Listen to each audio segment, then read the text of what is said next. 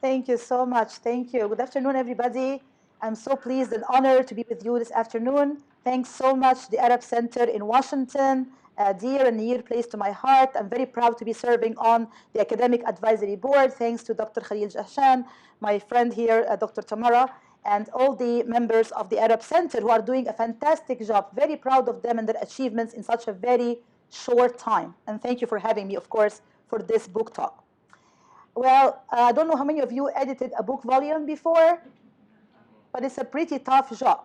I mean, it took several years of hard work, and now I have to sum it up in 10 to 12 minutes, which is like really very difficult, very daunting, and very challenging job, but we'll try to attempt to do it to the best of our ability.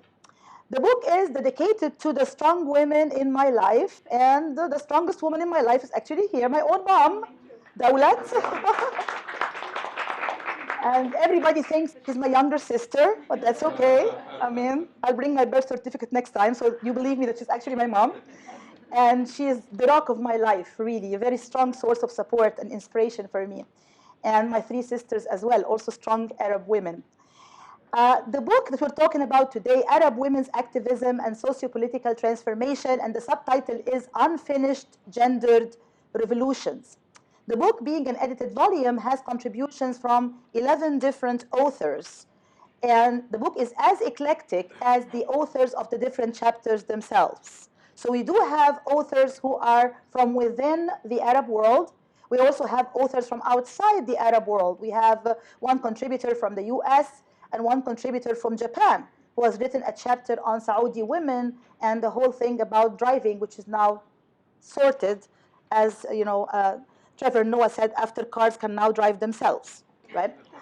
So, well, okay.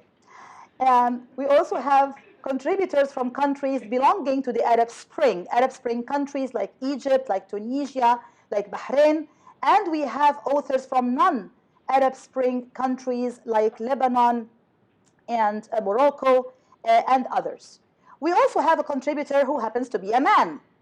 We don't believe in the idea of excluding men from conversations about women. I don't think it is a healthy thing to just have women talking about women's issues, because actually there are men who are, quote unquote, feminists. And they do believe in equality and they do believe in women's rights. It would be a healthy thing to invite them to the table and invite them to the conversation. And that's exactly what we try to do in this book. So we have a chapter by Dr. Ibrahim El-Gwabli from Princeton, who has written on Moroccan women, which is like excellent. So this, I think, eclectic nature of the contributors in a way enriches the book itself and gives it this kind of diversity and pluralism, which I think is very important when we address an issue as complex as, quote unquote, Arab women's activisms and different roles and contributions. So why did we actually venture on this adventure of producing this book and asking all of these fantastic contributors to produce all of these chapters on Arab women? There are different reasons for that. First of all, the challenge of deconstructing some of the myths and some of the stereotypes, right, about Arab women. And that is not a secret, that there have been so many stereotypes, negative stereotypes mostly, about Arab women, right? One of them is being voiceless. So last week I had a very bad cold. I actually lost my voice completely, and I was only able to use sign language and write notes. So I sent an email to Tamara saying, I hope I get my voice back. Otherwise, we're going to confirm the whole idea about the voiceless Arab woman. We don't want to do that.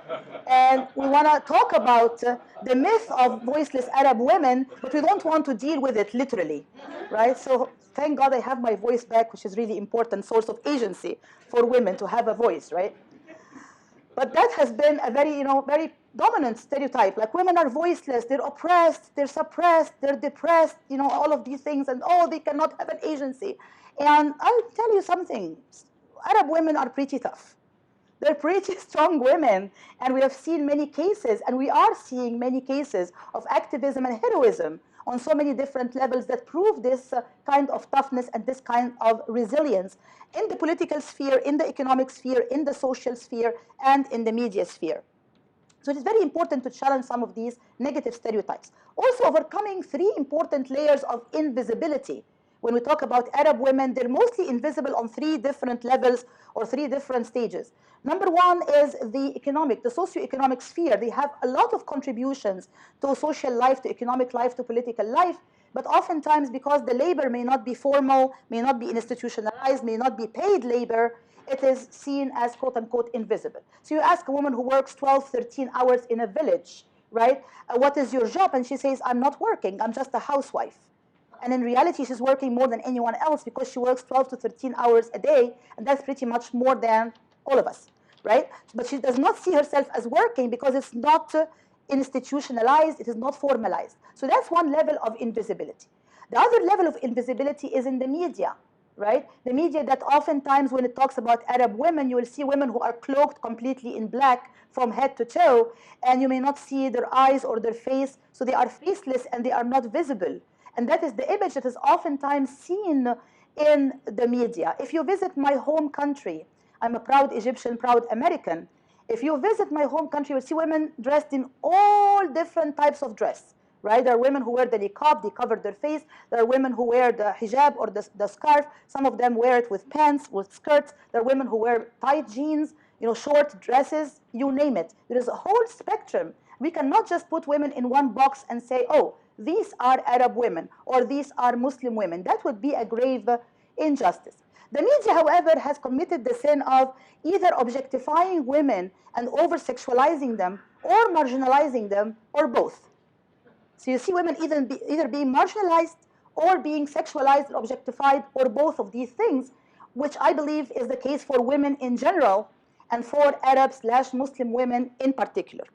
And the third level of invisibility is invisibility in academia, in the literature, in what has been said or written about Arab women, which I believe has been mostly scarce, has not been sufficient or enough, especially with the changing world that we are living in right now. There are new developments and changes every second, right? So we have to keep up as academics to try to keep up with this kind of new wave of women's activisms, women's feminisms, and really try to capture that. And this book here that we are dealing with, Arab Women's Activism and Sociopolitical Transformation, is an attempt to try to do just that.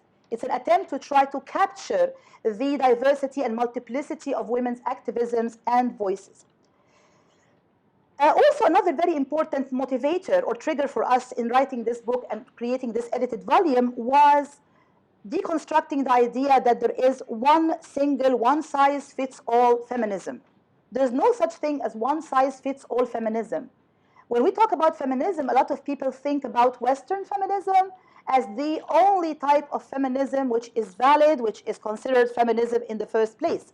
But we say that there isn't such a thing as a one-size-fits-all feminism, and there is no such thing as a one-size-fits-all activism.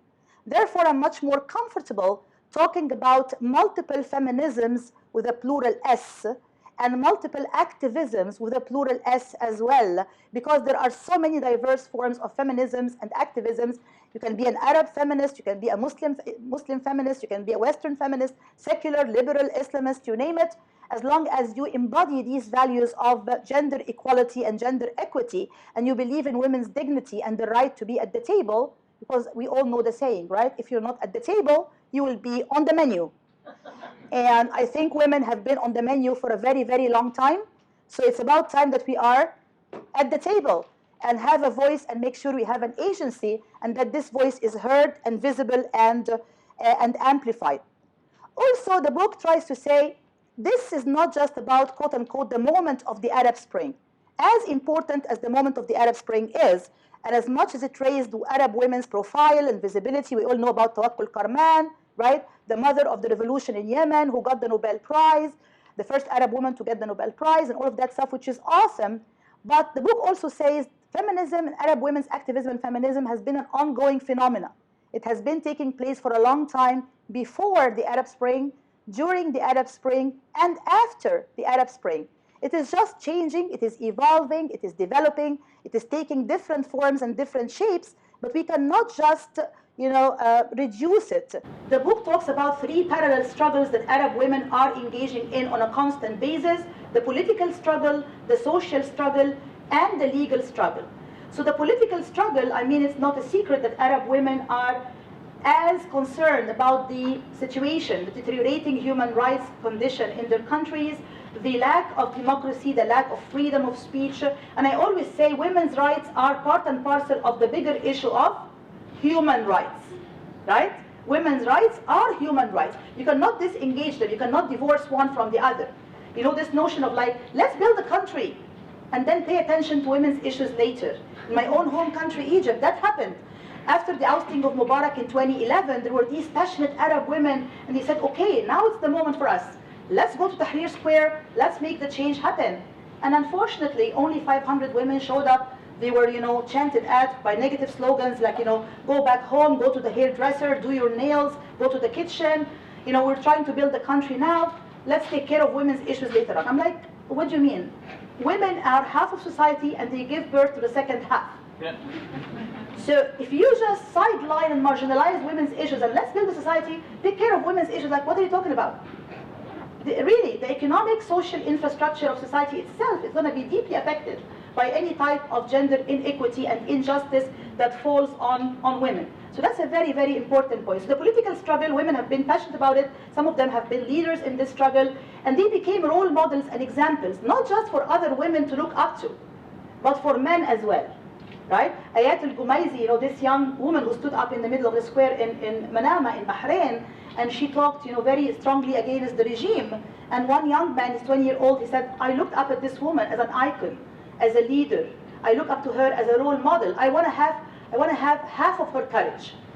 I want to be half as courageous as she is. So that's very important to shatter some of these myths and stereotypes and show these iconic examples so that these women become role models, not just for other women, but even for men as well. The social struggle has been equally strong because women are fighting here a dual struggle. There is a struggle for democracy and freedom. There is also the struggle to get rid of stagnant and negative traditions that have been impeding women's development and hindering their progress for a very long time. And it's no secret that we have a lot of that going on in the Arab world. We still have a lot of stuff like honor killings. We have stuff like, which is, by the way, not related to Islam in any way, shape, or form. I'm sure we're going to talk about that in the Q&A. But there are all of these horrible practices that are coming from stagnant and negative traditions. So women are also engaging in this dual struggle to also get rid of some of these negative ideas and traditions and to progress in so many different ways. The struggle against things like sexual harassment. In Egypt, they had, you know, Harass Map, and they had Shufta Taharrush, which means I saw harassment, a campaign to try to fight sexual harassment. And guess what?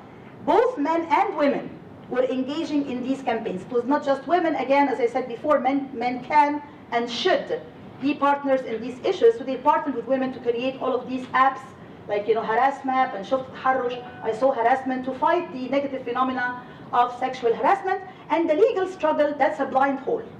A lot of people talk about women's rights, you know, yes, let's talk about, you know, equal pay, and let's talk about, you know, domestic violence. What about the legal stuff? Laws are very, very important, and they matter.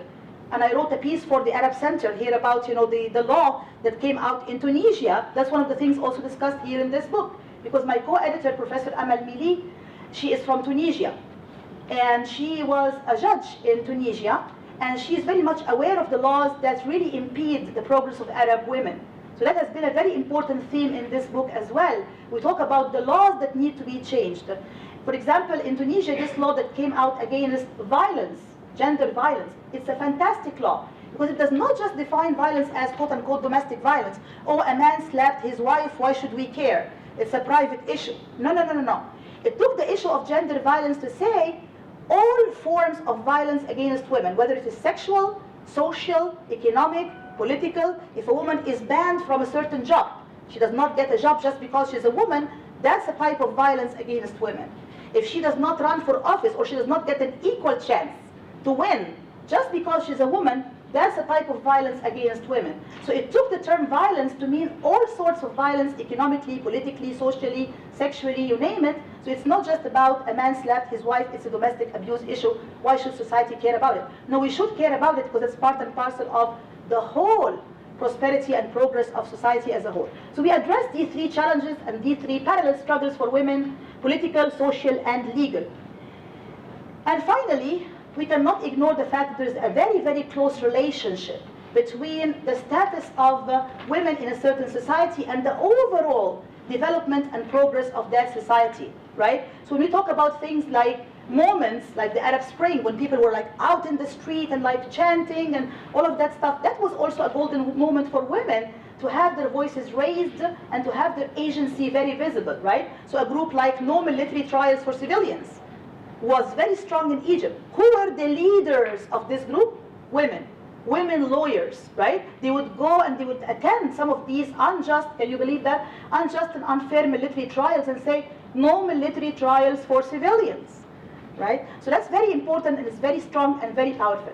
Whenever you see a deterioration, right, in the level of freedom in society, we're going back, recycling of the old regime, and God knows we're seeing a lot of that now in the Arab world, right? And many of the Arab Spring countries, unfortunately, had this detour, U-turn to a much worse type of autocracy and dictatorship than they originally had before 2011, right? Which is a very sad reality. Definitely, that will also have negative implications on the activism and the ability of women to organize, to mobilize, to raise their voices, and to have a progress achieved on issues of women's rights, right? So there's definitely this kind of relationship, a symbiotic relationship or a mutual relationship between the development in a country, the level of freedom, the level of openness, and the progress that women are making in a certain country. Although having said that, just quickly, I'll say there was one paradox in the book, in the case of Bahrain, where in fact, when some of the opponents of the regime, who happened to be like hardcore, very fanatic clerics, were arrested, that led to a progress in women's issues, which is like, we're not advocating that anybody gets arrested or imprisoned, by the way, but it just happened as an anomaly and as a paradox in this particular case, that the arrest of these particular critics of the regime, who also happened to be very strong fanatics against women's rights, that led to some kind of improvement in women's status, because some laws were passed that allowed Bahraini women to marry non-Bahraini men and their children to get the citizenship and so on. So that's a paradox. But the rest of the book really shows the parallelism or the marriage between the progress made in society in terms of freedom and democracy and the improvement of women's issues and women's status. So finally, we do have promises ahead of us, for sure. There are so many promises, there are so many chances for women to raise their voices and to be heard, and the Arab Spring, I think, is only the beginning. And even with the detours and the setbacks I'm talking about, I'm still seeing light at the end of the tunnel, and we are seeing progress, and we are seeing women raising their profile and raising their voice in public, and I think that's important and will continue to grow. Does that mean that everything is rosy and fantastic and ideal? We can now be happy, go home and sleep and feel good about the whole thing? Of course not. There are so many uncertainties ahead of us, and many of these uncertainties are also coming from the uncertainty of the Arab countries themselves.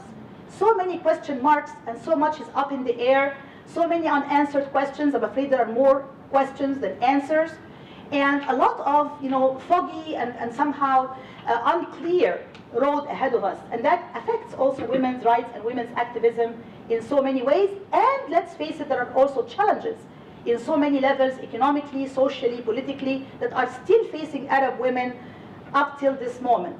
So to end with a note, I will say we are gratified with what has been achieved, but definitely humbled with what remains to be done. Thank you so much. I would like to ask you about the relationship between the National State Building Project and the struggle for women's rights. The Arab world has seen numerous cosmetic state feminism, whether to gain international legitimacy for Arab regimes or for PR purposes or for domestic stability. This top-down liberation has contributed to the progress of women's rights. It codified some rights and paved the way for women's access to public spheres. As you've mentioned, there's been some progress in the laws. But it didn't have the sustainable, progressive, trickle-down effect that we'd hope to achieve. In this book, you highlight the role of the Arab Spring in giving the agency back to women from the primarily top-down, male-dominant decision-making process to the bottom-up women's activism and movements. How has the Arab Spring given this agency back to the women? There's a reason why I love Qamar. She's really so smart and able to capture all things in such a very, very prolific and very articulate way. So we have to co-author together. Yes, inshallah. So there are really three stages of Arab feminism that we can talk about here. The first one was called the nation building stage, right? So the nation building stage, the first stage really was the fighting of colonialism and the ability to gain independence from different colonial forces. So even before the nation building, there was this fight for independence, the ability to get rid of colonialism, and women joined this kind of fight. But what kind of women? They were mostly upper middle class, highly educated, westernized women, and somehow they got co-opted into this movement of fighting colonialism, anti-colonial sentiment, and trying to fight either British colonialism or French colonialism, as the case holds, and really trying to resist these forms of domination, colonialism, and imperialism. So that was the very first early stage. And then that was followed by the second stage of what we can call nation building. All right, the nation building, again, who were the nation builders? They were mostly men, right? So if you're talking about Bourguiba, for example, in Tunisia, that my co-editor is a big fan of, right? She always talks to me about Bourguiba, Sahar, Bourguiba, right? And he did a lot of good for his country, there's no question about it, right? So he had this like westernized / secular notion of building his nation, but that did lead to a huge improvement in terms of some of the laws and the regulations in Tunisia, as well as also things like literacy and education, a very high level of literacy and education in Tunisia, which I believe is one of the reasons why it did not really create the kind of reversal or setback that we have witnessed very sadly in the rest of the so-called quote-unquote Arab Spring countries. Tunisia has a 90% literacy rate, which I think is fantastic, and women have a high level of education, as well as also a place at the table, politically, economically, socially, and also in the legal sphere. Right? So as I said before, my co-editor is a previous judge, a former judge in Tunisia, so that's important to have women at the table and also on the bench. Right? If they're able to be also decision makers and they can also be legislators, right? That in itself can be a big protection against the infringement on women's rights. But let's face it, in both of these stages, whether you're talking about the fight against colonialism and imperialism, or whether you're talking about nation building, who were the leaders? The leaders were men. And women mostly got co-opted as the helpers or to aid the process. It was not really the women, quote unquote, at the forefront of these two stages. And whenever they came at the forefront, they came in what you just described now, and the book talks about it, the cosmetic / state structured or state crafted type of feminism. Like you'll see, for example, Suzanne Mubarak, right, is opening this big project, or she's doing this great thing, right? So Mrs. Mubarak did this, Mrs. Sadat did this. It became like a form of state co-opted and state manufactured feminism, which is oftentimes cosmetic. We can call it tokenism or token feminism. What does that mean? It means it does not necessarily trickle down to the masses, does not necessarily trickle down to the wider base of women, like let's say in a small impoverished rural area, or a very far away place in a Bedouin community, right, or a small slum in an urban city. These women were still, to a large degree, not part of the picture. Okay, so this is very important to understand this. A lot of them were, like as I said, Western educated, high elites in societies, upper middle classes, or state co-opted or tokened by the regime for a certain reason, or just the first lady doing some project. Does that have a good effect? In some ways, yes. Sometimes you can get a good progress here and there because the first lady is passionate about something related to gender equity, which is good. But is that enough? It is not enough. The third stage, which is really what we are talking about mostly in this book, is when we had the Arab Spring movements, right? And that's when you started to see the trickle-down effect. By that I mean that the broader base of women, of Arab women, in the villages, in the rural areas, in the small communities, in the poorer areas, they started to become part and parcel of the whole picture. Because as we all know, the Arab Spring was not just about one single group of people. It was not about the rich. It was not about the Islamists. It was not about the secular. It was not about men or women. It was about everyone. So if you look at this iconic, it still gives me goosebumps up till now, iconic moment in Tahrir Square, when you saw 1 million+ protesters all joining hands, right? You would see, a Christian, a minister or priest holding the hand of a woman wearing a niqab, a face veil, and they're all chanting together, "Irhal, irhal," saying to Mubarak, "You have to go, you have to go." That is an iconic, historic moment. What does it show? It showed solidarity, and it showed that everybody was there, men and women, rich and poor, Christian, Muslim, liberal, secular, Islamist, you name it. Everybody was joining hands. So that means that there was a trickle down. Women are now becoming visible, they're going out in the streets, they're chanting, and some of them, let's face it, pay the price for that. Some women got beaten up, harassed, arrested, even killed, right? That's why I say it is very unfair to have women at the forefront when there is a revolution. And then as soon as we believe the revolution has succeeded, in many cases it did not, but when we believe so, you say, "Oh, thank you so much, ladies, you've done your part, now you can go back to the kitchen." No, she has been at the forefront of resistance. She can also be a victim. She, in many cases, becomes a victim, arrested or jailed or killed, for God's sake. How can you just sideline her and tell her to just go to the kitchen when in fact she could have taken a bullet in one of these demonstrations? It's not a joke. Every time you put yourself like that in public, anything can happen to you. And of course, let's not forget many of the women activists who also took to social media and were able to use it very effectively. And many of them also face risks because of that, imprisonment, harassment, you name it, right? So that's what I'm trying to say here, these three stages, the Arab Spring, giving really voice to the voiceless, so to speak, and having this trickle-down effect of mass mobilization and inclusion. So, speaking of, the Arab Spring and post-Arab Spring, of, the importance of women staying at the table and at the forefront. Right. I'd like to ask you a little bit about the centrality of religion in determining the boundaries of women's rights, whether legal, social, or political. The Arab world has long seen this battle and a polarized debate between the conservative religious perspectives on one hand and the secular perspectives on the other. The religious perspective, or the conservative, they frame the issue of women's rights in terms of protecting and honoring women and giving them this glorified role of being mothers and good wives, and the claim that women's liberation is a Western colonialist plot and so on. And then on the other hand, you have these secular perspectives that frame the issues in terms of freedoms and rights and human rights in general. The book demonstrates this tension, which has often played out during times of transition. And in the post-Arab Spring, if we can say we are there yet, two state models emerged in terms of the process of constitution building.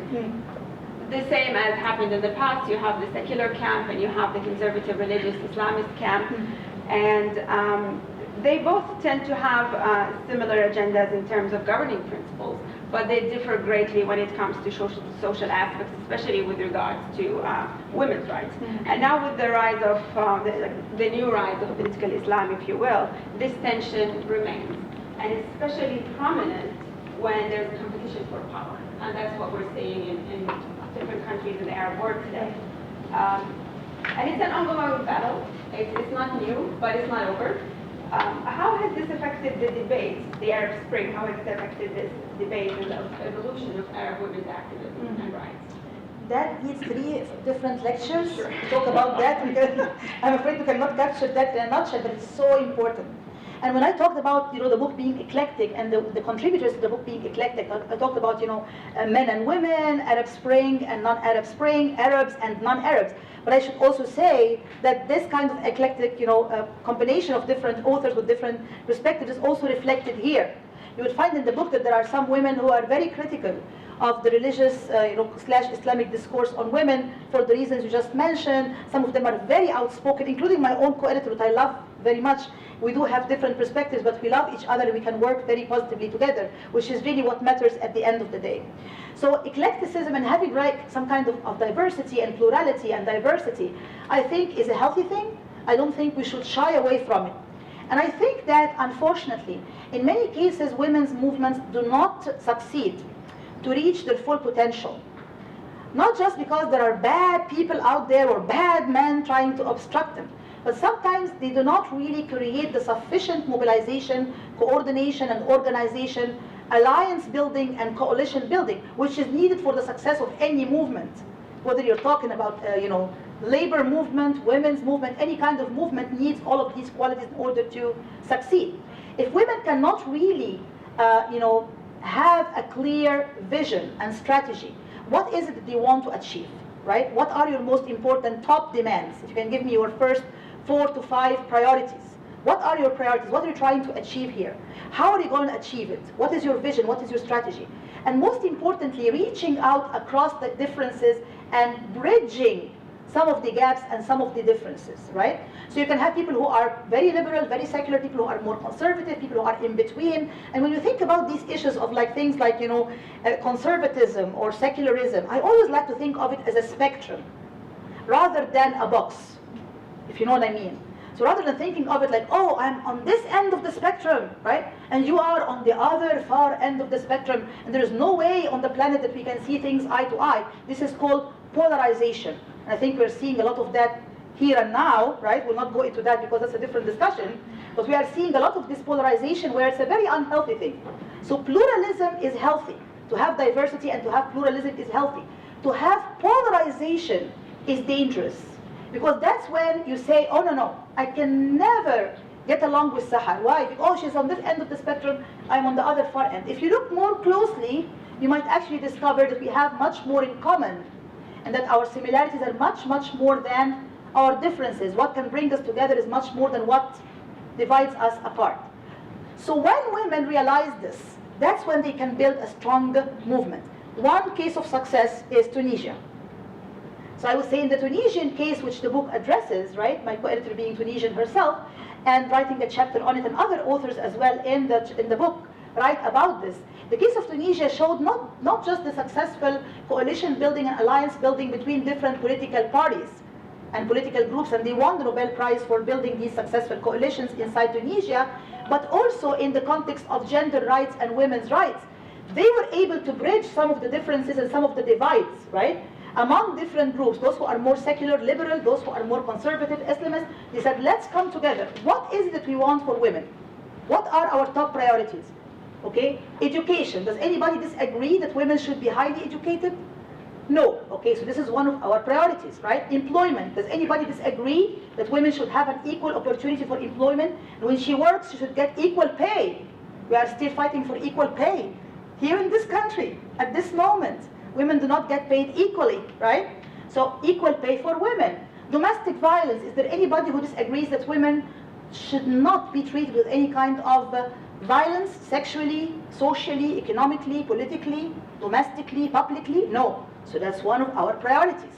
So when they started to put this kind of agenda, prioritize what are the most important issues for women, they were able to bridge some of the differences and some of the divides, and to build strong coalitions and strong alliance movements that kind of really advanced women's agenda. So this great law I was talking about earlier, the law against gender violence, did not just come out of nowhere, did not just happen overnight.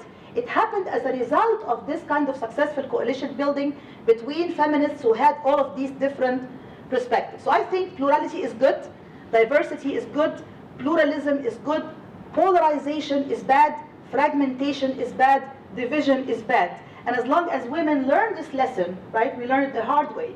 As long as we learn this lesson of really coalition building across our divides and differences, then we cannot really advance a strong women's movement.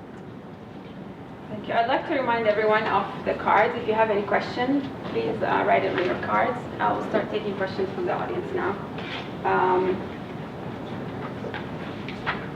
Let me ask you another question while we're getting cards. You've touched on the notion of cyber feminism a little bit, and the book gets into that in terms of the different spheres in which Arab women's activism takes place. And the book highlights the importance of equality in the public sphere, but there are some examples, for example, in Lebanon in the book, that's the private sphere. And now we have the cyber sphere, which can be both private and public.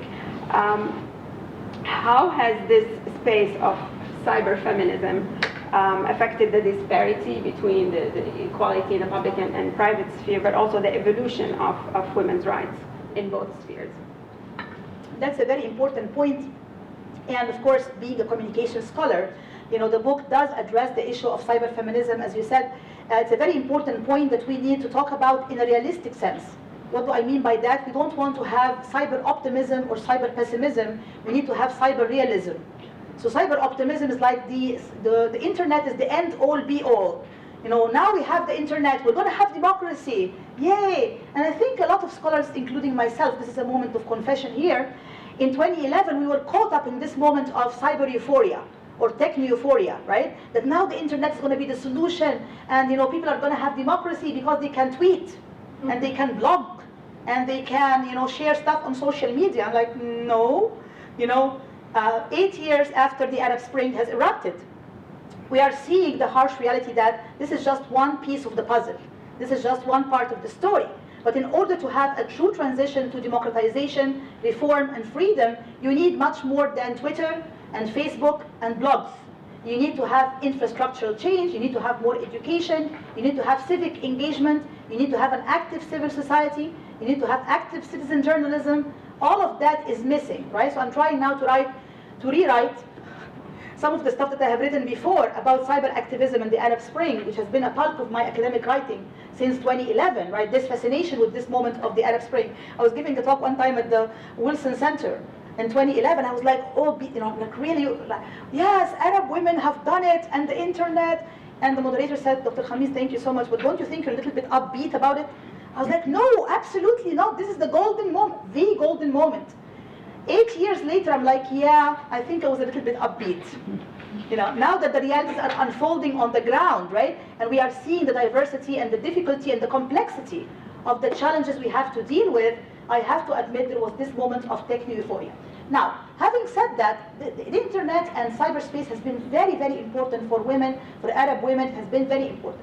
It has been a window through which women can see the rest of the world and can be seen by the rest of the world simultaneously, right? So a lot of these women, especially if you're talking about traditional societies, conservative societies, a society like Yemen, for example, where women have been flooding the streets day in and day out in heroic acts of bravery and courage and fantastic activism. If they did not have social media, they will not be seen and heard. They will not be seen and heard by the rest of the world. So it's this very important window to be seen and to see the rest of the world. That's awesome. That's fantastic. And they now have an agency online, and they can blog and they can tweet. Does that mean that everything is great? No. It is also a double-edged sword. And we are seeing that pretty much now. We are seeing the phenomena of cyber wars. We are seeing how regimes are now, really kind of upping their game and getting the skills and also getting the know-how, right, to be able to hack a lot of the websites, to bring down a lot of the websites, to block them, and in some severe dark cases to even arrest some of the activists, whether the activists on the ground or the activists online, like the bloggers and the activists and the people who are really high-profile social media figures. Many of them also get arrested and get harassed, and many of them are living in exile or in jail. And there are some who are still blogging and tweeting against all odds. God bless their heart. But we are seeing a big reversal. So what I'm trying to say here, this is again a double-edged sword, right? There are the positive sides, there are the negative sides. That's why I said we need to be cyber realistic rather than cyber pessimistic or cyber optimistic. For women in particular, there's also the challenge of anonymity. So a lot of the women in some of the conservative countries, let's say, for example, Libya or Yemen or so on, they were told, listen, you can blog or tweet all you want, but this is a conservative society. The family will say blog and tweet, but use a pseudonym or a nickname, right? So I interviewed one time this woman activist from Libya. She was 20 years old, and she said, if I just keep blogging and tweeting under a pseudonym, how am I going to be interviewed by CNN? So she wants to get her moment of recognition, right? She's doing all of this great work. She's putting her life at risk sometimes to be able to get all of this news out, but she doesn't get credit for it. Why she does not get credit for it? Because she is doing it anonymously, under the curtain of anonymity. So the curtain of anonymity can protect the person who is blogging and tweeting. The woman in this case can be protected from political, retaliation by the regime, as well as social embarrassment for her family.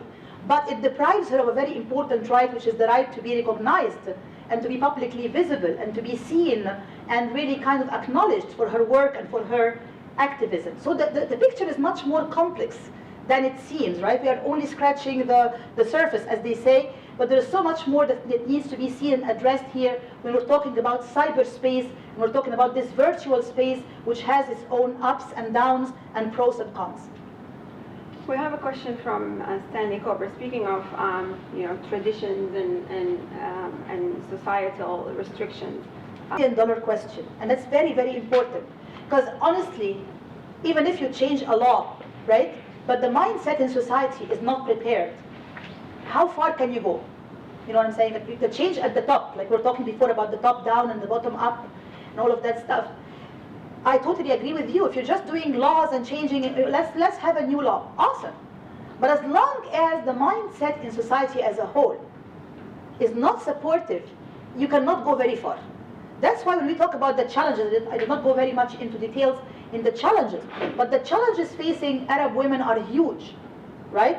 I mean, there are the high illiteracy rate, and unfortunately the Arab world, it's no secret, has a very high illiteracy rate in general, and a high illiteracy rate for women in particular, and it increases even more so for women in remote areas and rural areas and so on and so forth. So this is a major challenge. When I was talking about the case of Tunisia and the success of Tunisia, I said 90% literacy and high literacy rate among women. That is key. Education is the key. It is the key to women's empowerment and the key to women's agency, right? If she cannot read and write, if she cannot be able to go to school, if she cannot go to college and university, how is she going to be aware of her rights? And if you're not aware of your rights, how are you going to call for them? How are you going to ask for them? You can't. So awareness, education is very, very, very important, and that's one important hurdle and obstacle for women in the Arab world for sure. Is it the only one? No. There are also the political challenges, I said before, when people's ability to speak is somehow hindered, affects both men and women. We have women activists as we speak behind bars and suffering and being tortured and being raped and being harassed, right? So I even feel humble that sometimes we are writing about them, but they are the ones who pay the price. Honestly, we can sit in an air-conditioned room, we're talking about their activism, but they are the heroes and the heroines. They are the ones who are paying the price of their activism. So you have lack of freedom, that is a major hurdle. When you have poverty, when you have poor infrastructure, right? When you have lack of sufficient health services, maternal health services, when you have lack of awareness about the women's rights in society and how women can attain these rights, when you have close-minded religious preachers who are using religion as a tool for women's suppression rather than a way to advance women and to help them to be empowered in a positive way that will help women and help society as a whole.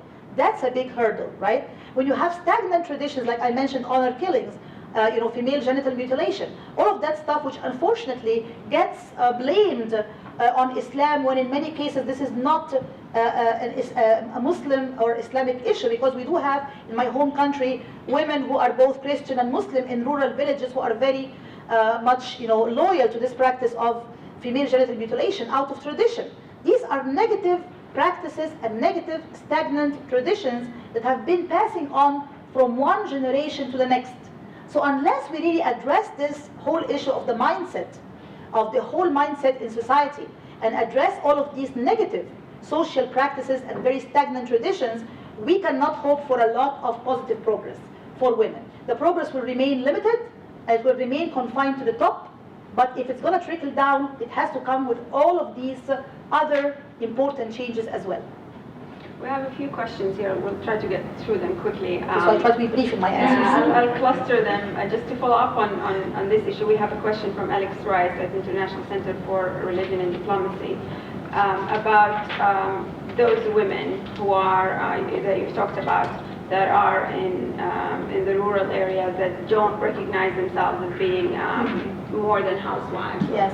How do you overcome this and move towards their agency, giving them agency, and then having agency and feeling they have agency to fight for women's rights? I think this is a very important issue, and it's a very complex one as well, because I did my PhD at the University of Manchester. It was about rural women in Egypt and family planning, literacy, and health awareness. So I did my field work in a rural village in Egypt. And that's when I came across these women who would say, I'm just a housewife. But in a way, it doesn't mean that they are weak. They also have their own sense of strength and power. So when we talked about things like, oh, but you did not go to school, or, you don't want to go back to school, aren't you interested in getting an education? And they would look at me and they would say, you know what? The media makes us seem stupid. We are not stupid. We are very smart.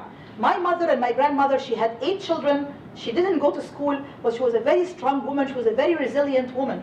So I was doing my PhD. My family are all highly educated. For me, education is very important, right? And now I come face to face with this woman.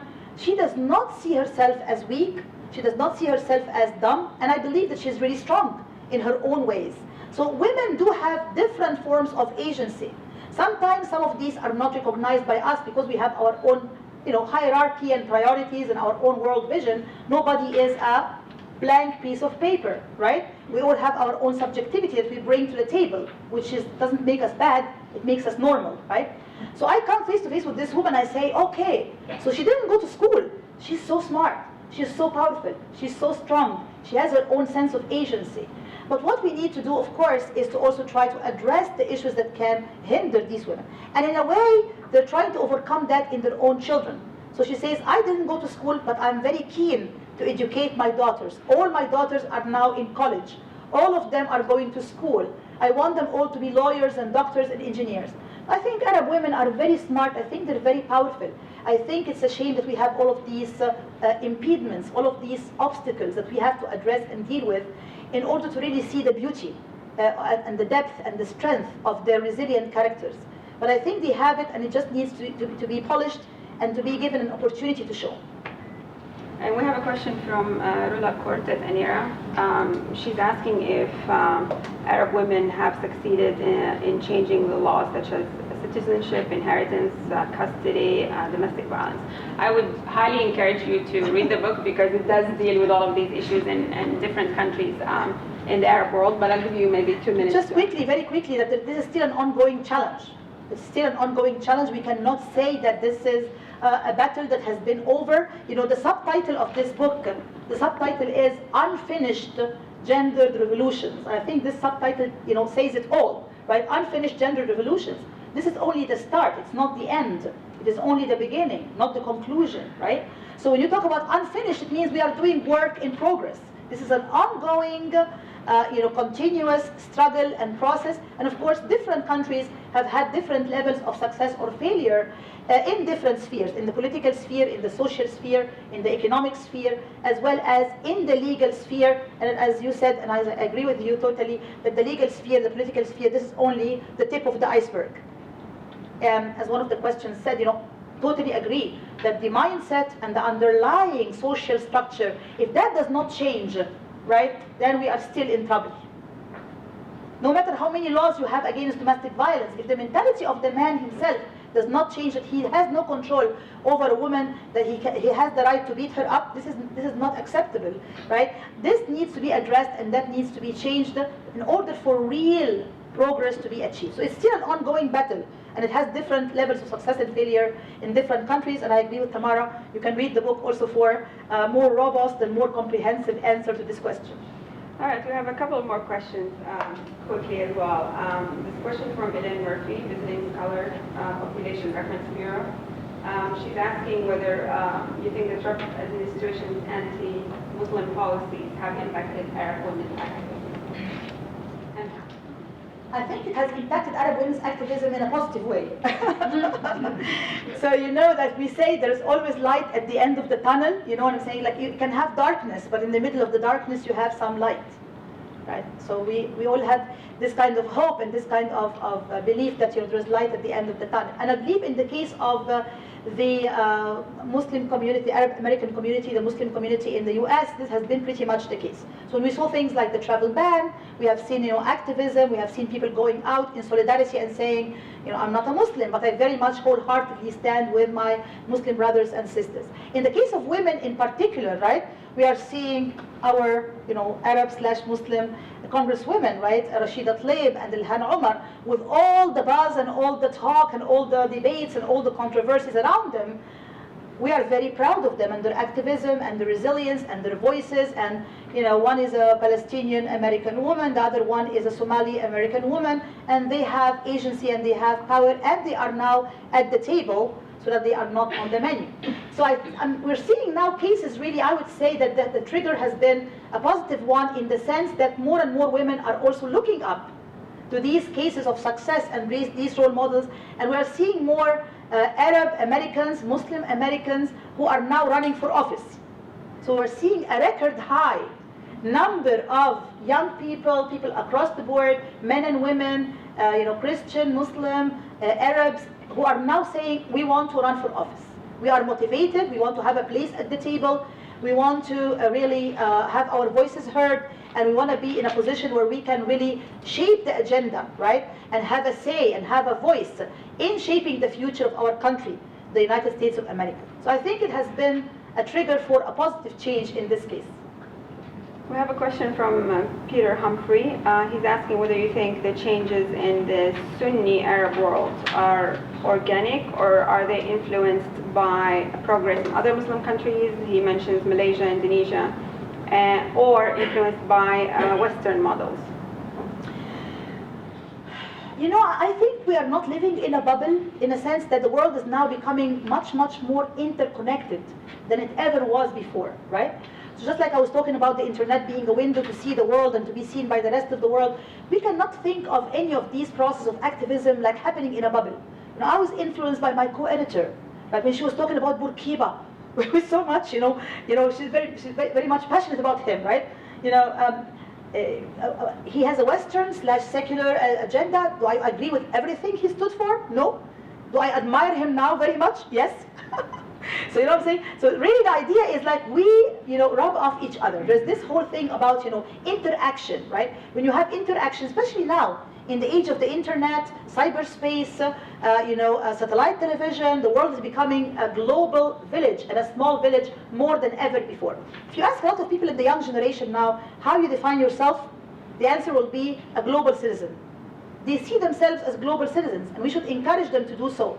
So this whole idea of being, interconnected. Yes, did the Arab women benefit from some of the experiments or some of the thoughts or some of the developments that happened in the Western world or by Western feminists? Absolutely, right? Maybe some of the examples in some of the other countries mentioned here in this question. Of course, there is this whole thing about interaction. In the Arab Spring, these activists, right, were not just doing their activism in a bubble. There was a lot of back and forth dialogue and interaction with activists in other parts of the world. Right? So whether we're talking about organization, coordination, mobilization, activism on the ground, use of social media, all of that stuff, it did not happen in a bubble. The idea of two-way interaction and dialogue and conversation and engagement, I believe, is very important, and I believe it does benefit everyone as long as everyone has a place at the table and everyone engages in an open-minded dialogue, right? Rather than a shouting match. Shouting matches, everybody's shouting, nobody is listening. Like if we're all shouting at each other but we're not listening, how are you going to learn from each other? It's impossible, right? So as long as we have this kind of plurality but not polarization, as I said before, I believe everybody benefits, and women's movements are no exception. All right, we're kind of out of time, but in closing, I would like to ask you one final question, and we'll just give you a minute to close. As you said, there's been some progress made, but it's unfinished, as your book title clearly says. What is next for Arab feminism or feminism? Mm-hmm. That's $1 million question again.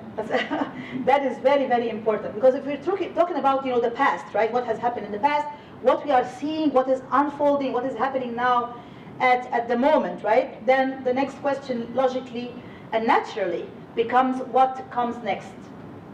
And I wish I had an answer for that. I would be on CNN every single day, on every single show, a celebrity in my own right. the picture is still very much foggy and very much unclear. That's why the book talks about a lot of uncertainties, right? A lot of stuff which is uncertain, which is quite unclear. We even say in the closing of the book, myself and my co-editor, that the road is uncharted and is unclear and foggy because of the transitions. Many of these societies, many of these countries are pretty much in transition and in flux, right? And we agreed before that women's issues are part and parcel of the whole condition of societies. So when there is this kind of foggy, uncertain future, it also affects the vision about Arab women and what comes next for them. Having said that, I think that, in my own opinion, we're going to see a number of important things. Number one, as societies try to push back against autocracy and against dictatorship, I don't believe that the Arab Spring died.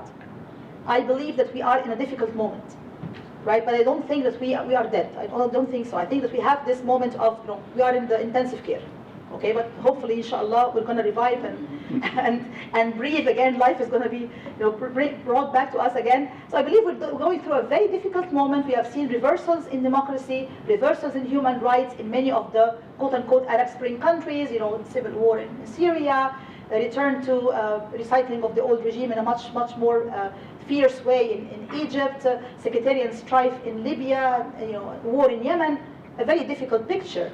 But I think that these societies are going to fight back. They're not going to stay, accepting this kind of autocracy and dictatorship. They're going to fight back. And women, I believe, are going to be, again, part and parcel of this fight. But I hope this time with lessons learned. So what I mean by that is the lessons learned are, if you're not at the table, you will be on the menu, and you cannot be at the forefront, the front line of resistance, taking a bullet in your chest or being harassed or jailed, and you cannot be told, go back to the kitchen, or go back to the hair salon, or do your nails. No. So women now learn the hard lesson that they are going to demand a place at the table. Politically, socially, economically, legally, they're going to demand a place at the table. That's a very, very important lesson. The other important lesson is building strong coalitions and alliances across different groups of women, right? Whether they're secular, liberal, Islamist, leftist, rightist, you name it. The lesson learned, I think, from the good example of Tunisia, as I said before, is we have to learn how to work together across our differences. We have to learn how to coordinate our efforts and avoid the deadly or negative polarization, and take the Tunisian example as one model to try to build these kind of successful coalitions and team building moving forward. The other lesson is the internet is important, but it's not the end all be all. It's not magic, it's not a magical tool, it's only one small piece of the bigger puzzle. So yes, we need to be active online, we need to blog, we need to tweet, we need to be able to have a visibility. But just like a group was created in Egypt after the 2011 revolution, it said, clicking your mouse behind your screen will not change the world, right? So basically, this is called, basically a form of clicktivism or slacktivism. When you think that by clicking a mouse you're changing the world, you're not, right? It is good to share something on social media, but it did not mean that you have really inspired a revolution in your country, right? So we have to put things in perspective, and I think this whole phenomena of cyberfeminism will also be readdressed, and women are going to realize that it's very important to master these social media skills, but they need much more than that. They need activism, they need coordination, they need mobilization, they need to work at the grassroots level, they need bottom-up activism, they need change of the societal mindset, and they need, most importantly, to learn how to work together across their differences and to be at the table so as not to be on the menu. Thank you. Thank you, Sahar, for these excellent insights. Thank you so much. Thank you.